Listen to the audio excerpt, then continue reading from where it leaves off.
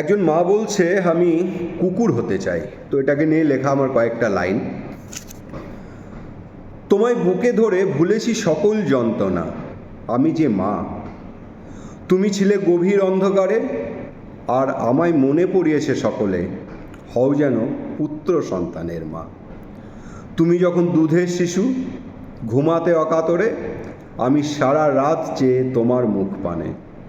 তুমি যখন হসপিটালের বেডে, আমি তখন মায়ের কোলে বুক চিরে রক্ত দিয়ে মানত করে তোমায় আনি আমার কোলে।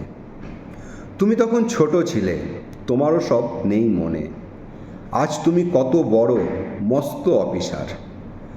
আমার জীবনেও উঠবে সূর্য, চলে যাবে কালো অন্ধকার। আজ কত হইচই, কত লোকজন, আমার বাবুর এলো লাল টুকটুকে বউ। 2 থেকে হলো 4, আমার বাবুর সাজানো সংসার। আর কি চাই আমার, 4 কাঁধে যেতে পারলেই হয়। সূর্য উঠেছিল ঠিক, ভাবিনি অস্ত যাবে। আমি তখন রেল স্টেশনে বসে ভাবছি বাবুর ছোটবেলার খেলা মনে পড়েছে, পিছন থেকে ঠিক ধাপ্পা করবে। পড়ে গিয়ে মাথায় চোট লাগে, আমি ঠিক বাবুর মতোই হসপিটালের বেডে। এসব কথা ভুলেছিলাম অনেক দিন।